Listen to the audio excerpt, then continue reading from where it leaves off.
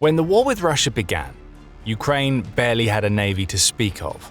Yet somehow it was able to completely nullify the threat of Russia's Black Sea fleet, damaging and even sinking numerous enemy vessels, including the famous Moskva missile cruiser.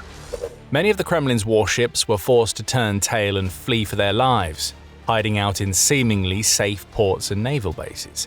But in its latest attack, Ukraine proved that nowhere is truly safe for Russian vessels, as it just destroyed one of Vladimir Putin's finest frigates, the Admiral Essen.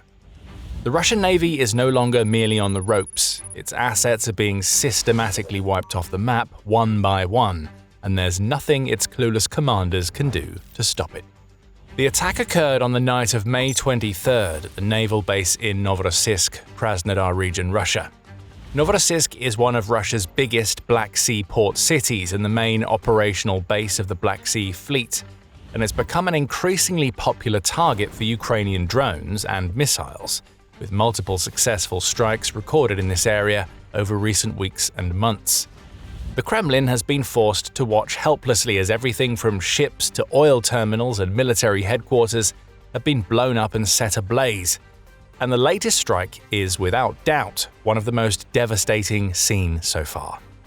Full details of how it happened, along with video footage of the impacts and aftermath, were shared online by Major Robert Magyar Brovdy, one of the best-known commanders of Ukraine's unmanned systems forces.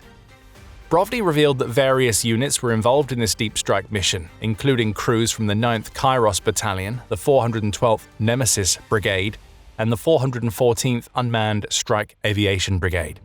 Together, these experienced operators targeted two Russian naval vessels, the Admiral Grigorovich-class frigate or Project 11356R vessel named Admiral Essen, and an unnamed Project 1239 hovercraft missile ship.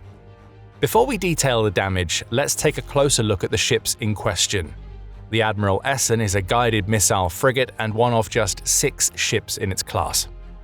Only 3 of those ships, including the Essen, are believed to be in service with the Russian Navy at this time, with 2 others having already been sold off to India, and the last set to be sold to an unspecified country upon completion.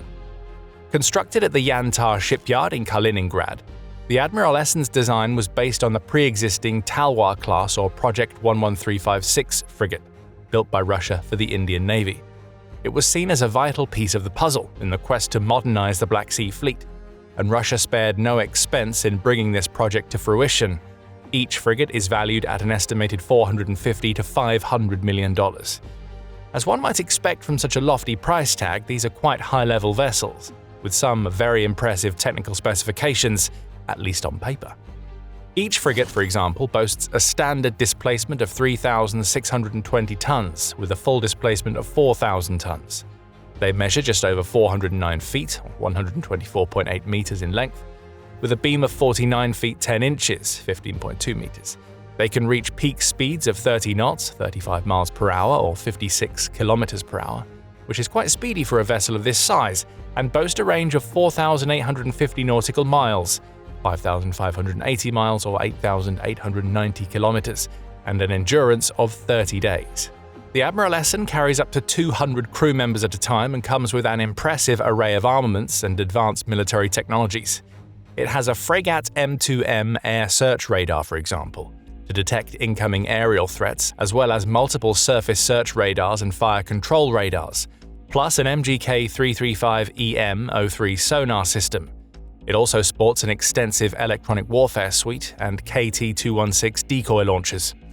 When it comes to weapons, the Admiral Essen has a 100mm A190E01 naval gun, which has a maximum fire rate of 60 rounds per minute and can launch highly explosive anti-air or fragmentation munitions. It also boasts 8 vertical launching system VLS cells for Caliber, Onyx or Tsirkon cruise missiles, plus an additional 24 VLS cells for surface-to-air missiles.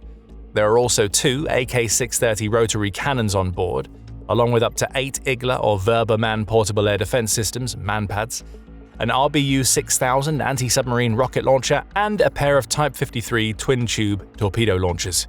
In short, this is an incredibly well-equipped vessel, designed to meet the rigorous standards required for modern-day naval warfare. But all those expensive defenses weren't enough to stop Ukraine's drones. The other vessel targeted in this attack was a Bora-class Project 1239 hoverborne guided missile corvette. While most vessels of this kind are used for troop landings or transport, the Project 1239 was designed exclusively for marine combat and is one of the biggest combat sea vessels with a catamaran design. Only 2 of these ships have been built, though more are reportedly planned for the future. They have a displacement of just over 1,000 tons and measure 215 feet in length, 66 meters, with a beam of 56 feet, 17 meters. Each one is powered by 4 200-kilowatt diesel-driven generators and a variety of high-power engines, leading to peak speeds of 55 knots, 63 miles per hour and 102 kilometers per hour, and a maximum range of 2,500 nautical miles. With a minimum crew size of 35 people, the Project 1239 isn't quite as well equipped as the Admiral Essen, but it still boasts an extensive array of sensors, electronic warfare systems, and weapons. That includes a Monument E target detection and designation radar system, a Moskva E missile fire control system, multiple decoy rocket launchers, a full complement of 8 anti-ship missiles, and an OSA-MA surface-to-air missile system too. These vessels were designed to eliminate much larger enemy ships and provide cover for their own formations in coastal or inland locations, but their defenses proved to be insufficient against Ukrainian unmanned aerial vehicles (UAVs) on the night of May 23rd. Controlled with skill and precision by Ukraine's expert operators, several drones successfully collided with both of these ships, which were stationary at the time of the attack, effectively turning them into a pair of sitting ducks. The Admiral Essen was docked beside a pier at the Novorossiysk naval base. Video of the attack shows at least one drone striking the side of the vessel, and reports state that at least 3 more UAVs collided with the frigate, which tried but failed to bring them down with its own onboard defenses. The Project 1239 corvette was on an air cushion at the same base when it was struck. Again, it appears that several drones successfully impacted the vessel. The full extent of the damage to both ships has not been detailed, so we can only speculate about the overall impact of this attack. However, even if both vessels are still afloat, there's still a strong chance that they won't be fit for service for quite some time. Each one could have suffered serious damage to its hull, deck, or various systems and defenses, and Russia will need to spend time, money, and resources fixing them up before they can sail again. In addition, we know that Ukraine has been using more heavy-duty drones of late, with larger-than-average payloads. If that was the case on May 23rd, the vessels could be in significantly worse state than expected, demanding even more extensive and expensive repairs and maintenance to become seaworthy once more. Some systems may even be beyond repair and could need replacing entirely, which demands even more time and effort. Even in the worst-case scenario, which would be that the ships suffered only minor damage, this attack still matters because it proves that Russian ships have nowhere to hide. The Kremlin's commanders can continue to move them around between different ports and bases, but Ukraine's drone crews will continue to hunt them down with ruthless precision and incredible efficiency over and over again. And the more that happens, the harder it becomes for Russia to actually utilize its Black Sea fleet in any meaningful way. In the early days of the war, for example, the Kremlin's forces relied heavily on frigates and missile cruisers stationed in the Black Sea to fire missiles at Ukrainian towns and cities. These days, they're much more reluctant to use these warships, as they know that Ukraine's UAVs will quickly pinpoint their locations and send swarms to take them out. And if those ships are too far from port, there's a very real chance that they could sink, taking their hundreds of crew members and all of their expensive missiles and military technologies to the bottom of the sea along with them. So instead, many of Russia's best vessels, like the Admiral Essen, simply sit around in ports, contributing almost nothing to the overall war effort and becoming easy targets for their opponents. And Ukraine has every intention of continuing to find and strike these targets until every last one of them is wiped out, with Magyar himself quite clearly stating, "You are doomed to sink one day, you rust bucket, you can't hide." Quick side note, you are watching The Military Show. If you haven't subscribed yet, now's the time. This isn't the first time that Ukraine has attacked the Admiral Essen. It's not the second time either. It's actually the 4th reported strike on this particular vessel. The first came way back in 2022 during the opening stages of the war. Around the same time Ukraine managed to sink the Moskva, officials also reported that the Admiral Essen had suffered significant damage and had been removed from combat operation following a Neptune cruise missile strike. It's believed that the frigate was subsequently withdrawn from the conflict zone in order to undergo repairs. Ukraine's drone crews continued to scour the area for any sign of the warship as the months and years went by, ready and waiting to put it back out of action all over again. In March 2026, they got their chance. On the night of March 2nd, to be exact, the Admiral Essen once more suffered severe damage in another flawlessly executed strike on the port of Novorossiysk. Ukraine reportedly targeted the ship's superstructure, resulting in a massive fire that burned for around 18 hours and damaged several of the critical systems needed for combat operations. The ship's grenade launchers, for example, which are used for firing heat flares and radio signal diffusers, exploded in the attack. Its TK-25EW complex, designed to detect radar radiation and generate interference, was also damaged, massively degrading the frigate's ability to defend itself. Several of the Essen's radar systems were also said to have either been damaged or destroyed in the attack, including those used for detecting Ukrainian targets and guiding the ship's Caliber missiles. In short, the attack eradicated the frigate's ability to launch missiles at Ukraine, nullifying the offensive capacities of one of Russia's most prized naval possessions. A $500 million warship was suddenly worthless. And the Ukrainian unmanned systems forces didn't want to simply sit back and give their enemy the time and freedom it needed to carry out the necessary repairs. Just a month after the March attack on April 6th, they struck again. Novorossiysk yet again felt the fury of Ukrainian drones, with open-source intelligence experts revealing that the Admiral Essen had not made it through the night unharmed. Satellite imagery of the site indicated that the frigate suffered fresh hits to its bow section right beside the A190 100mm naval gun. That area is also where the ship's anchor handling systems and auxiliary components are stored, with its submarine-detecting sonar system just below. That sonar system is said to be incredibly fragile, and even minor damage can stop it from functioning correctly. So if it was affected in the attack, experts estimated that Russia would have to spend a significant amount of time and money bringing it back online.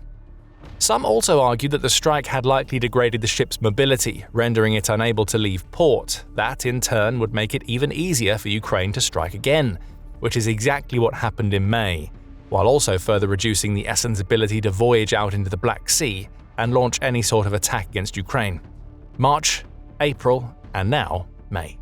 3 months, 3 attacks against one of Russia's most valuable warships. That's a stunning success story for Ukraine, but an abject humiliation for the Russian Navy. One strike could have been excused, but as soon as that initial attack occurred in March, any competent military force should have taken comprehensive precautionary measures to prevent it from happening again. Russia should, for example, have allocated additional anti-drone measures and air defense systems to Novorossiysk, or set up better radar coverage so it could see the drones coming and respond to them more proactively. It could at least have deployed some mobile ground teams to scan the skies and attempt to shoot down the Ukrainian UAVs as they approached. It doesn't appear, however, to have made any major improvements to the area's defenses. Instead, it simply allowed Ukraine to fly in unopposed and strike with impunity, dealing one devastating blow after another, leaving the Kremlin with fewer assets to play with and increasingly expensive repair bills to deal with. To make matters worse for Russia, the Admiral Essen and Project 1239 corvette weren't the only assets damaged on the night of May 23rd.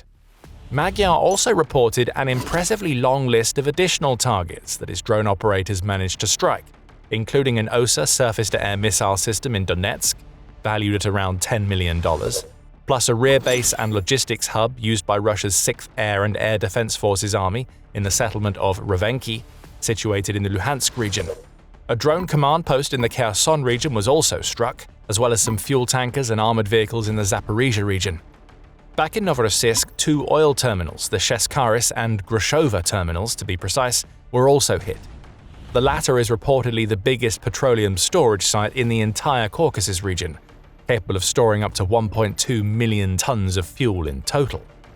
A wide range of assets in a wide range of locations, all successfully targeted and either damaged or destroyed in the span of a single night. That is a remarkable testament to how well Ukraine has managed to master the art of drone warfare. While Russia continues to launch its massive swarms at Ukrainian towns and cities, simply hoping to deal as much damage as it can, without any clear intention or overarching objective underpinning its tactics, Ukraine is following a much more measured and methodical approach. It's picking and choosing its targets with care, gathering intelligence to find the assets that matter most to Russia, the infrastructure that powers its oil industry, for example, and the expensive military hardware that helps it carry out its long-range attacks against Ukrainian cities and civilians. Its agents are tracking these targets, pinpointing their locations, and choosing the perfect moments to take them out. And it's working. With every passing week, more reports are emerging of successful Ukrainian strikes, not just along the front lines or 10 to 15 miles behind them, but deep into the occupied regions and Russian territory. Drones are voyaging far behind enemy lines, finding the things that matter most to the Kremlin and eliminating them, causing billions of dollars in damage and slowly but surely reducing Russia's ability to wage this war by making it a much more expensive and unsustainable affair. They're also bringing the war home to the Russian people, not by targeting civilians or civilian infrastructure, but by lighting up the skies of Russia's regions with fires and explosions as warships and oil refineries are repeatedly attacked.